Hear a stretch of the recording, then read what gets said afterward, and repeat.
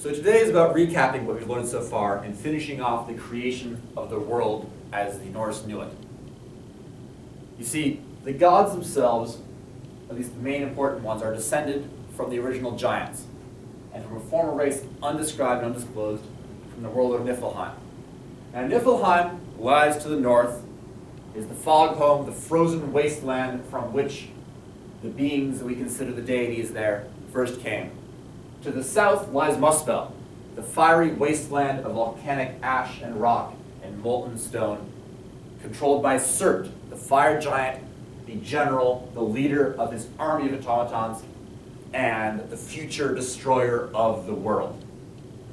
Between them, built of the body of the dead giant Ymir, killed by Odin, Vili, and Ve, the three boys, the three sons of Niflheim, stands Midgard, Middle-earth, home of the humans.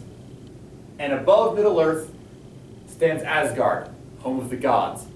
And Asgard is where Odin builds himself a castle, builds himself a hall, a home for warriors he calls Valhalla, and there he makes his place of living. On Middle-earth, there are the humans, and the lower species that are created by the three gods before Vili and Ve, Odin's two younger brothers, abandon him because they cannot any longer sanction his impetuous and dangerous nature.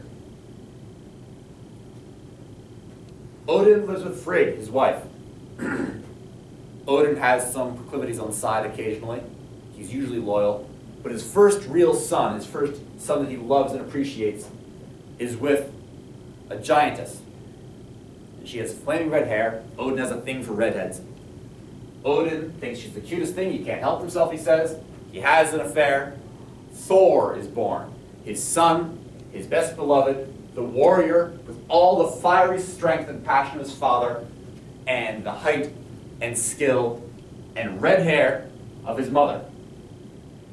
And Yorth, his mother, trains him to be a warrior, and then brings him up to Asgard and presents him to his father. And Odin welcomes Thor with open arms. Thor's flaming red hair and his massive red beard are a symbol of strength and power. And Thor fights with spears made of flint, from which he produces lightning bolts which he crashes down upon the earth, upon any enemy that he sees. Now, Thor is the first of the children of the gods, and Odin has many others. We'll get to that later. On Earth, there are humans, as I said, sentient creatures, but the Earth itself was created out of the body of Ymir, the frost giant. And just as maggots grow in the dead flesh of all beings, from the flesh of Ymir the giant grow a new species, a new set of beings, the dwarves. The dwarves are short, they are powerful, and like maggots, they are tunnelers, they are diggers. But they're clever, they are sentient, they are intelligent, they are capable of producing beautiful things. They make weapons, they make gifts, they make fine handiwork, they make bowls, they make cups, they make everything a person could want. You ask the dwarves if you want it to be the best. And they live in their tunnels, beneath the ground, beneath the earth, in their own world, separate at times, called Nidavellir, Nidavellir. Nidavellir, the dwarf kingdom, is where they make their official home. And the dwarves hate the sunlight.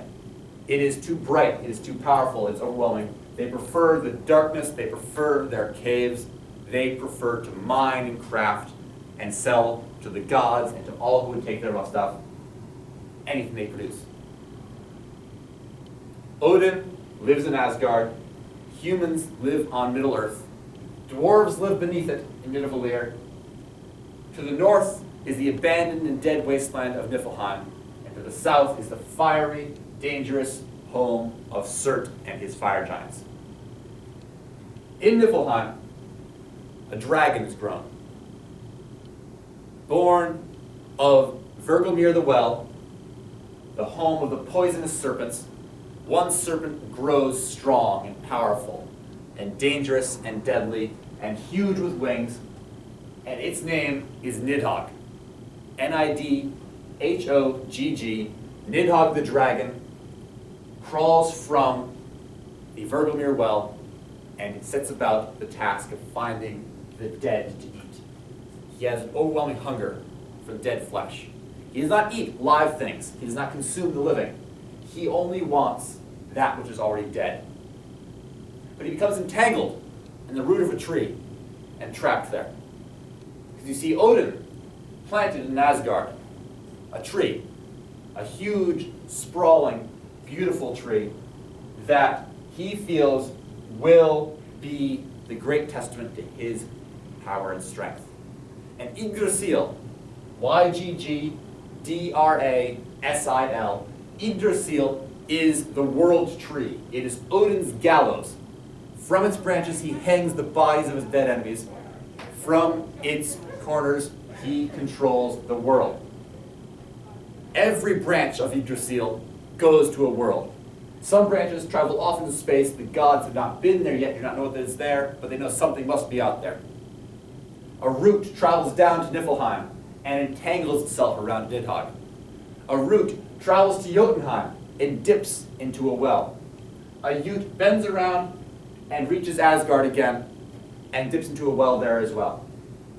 See that? Well there as well. Almost punny, totally accidental. Everywhere that there is a beautiful lake, there's a chance that Yggdrasil has planted a root. The well in Niflheim is Vergelmir, the well for death. The well in Jotunheim is the well of Mimir. And Mimir, M-I-M-I-R, Mimir is the wisest, the greatest, the most intelligent of all living beings in the universe at this time. With the abandonment of Ve, Odin's younger brother, Mimir is the one true source of real wisdom in the universe, and Odin relies upon this kind, intelligent, wise giant for counsel. And Mimir gets his wisdom from this well into which Yggdrasil is dipped. Every day, Mimir takes a drink from this well, and every day his wisdom grows greater. And Odin constantly begs Mimir for a taste, one cup, one draught, from this well.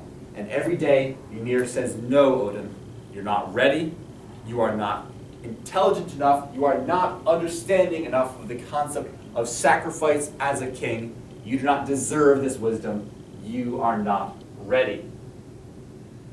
And Odin waits, because he doesn't want to take this by force. He's afraid that by doing this, he will lose Mimir and all the wisdom he has, and lose a friend as well. In Asgard, the third root dips into Earth's well, U-R-T-H, Earth's well. And Earth is a Norn. Earth is the giantess, and this is the well of purity. You see, the gods believed that life was great for them. Odin believed that his life, now that he'd atoned for his sins, was wonderful, and he was a god. He was powerful, invincible almost, he thought, at least immortal. And he thought to himself that he would be able to live forever, party forever, and have in his home, in Asgard, endless good times. Again, he's young, relatively speaking. He doesn't know any better. He doesn't understand that all that he does has consequences. All his choices lead to other events. He does not realize what it is that he does when he wastes his time with these parties. At the top of Yggdrasil sits a very clever eagle, no name. And the clever eagle has a hawk who sits on top of his head and chats with him every now and then. And the hawk and the eagle are good friends, and together they watch the worlds. They watch the universe, and they tell no one what they see.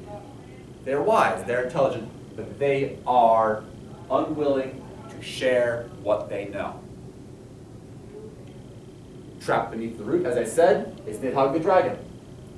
And running up and down Yggdrasil is Ratatosk. Ratatosk is a horned squirrel. Think of rat with a tusk. Ratatosk. Ratatosk the squirrel is a mouthy little fellow. A little shrill, shrieking, chattery guy will sit there and stare at you. And go, yeah, yeah. And he'll comment. His goal in life is to spread gossip and bad news and bad comments and insults. He loves a good insult. Ratatosk is living for bad stuff. And Ratatosk loves nothing better than making people mad with each other. Ratatosk loves to spread bad gossip. And Ratatosk tells the eagle every day something nasty that Nidhogg the dragon has said to him. Ratatosk tells the eagle that Nidhogg says that you're getting old and fat and your feathers are all falling out. And the eagle gets all puffy and mad. And he tells Ratatosk, will you tell that worm that he's nothing but a shriveled old creature trapped beneath the root? I bet he's not any teeth left after chewing on that thing for all these years. And Ratatosk runs down the tree and he tells Nidhogg, guess what, Nidhogg? Guess what? The clever eagle, you know what he said to you? He said, you're old and you're fat and you're trapped here and I bet your teeth are gone. Ha ha ha.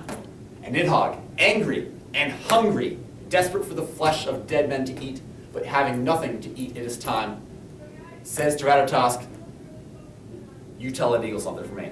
You tell him that if I were up there, I'd show him how good my teeth were. I would tear his head from his body.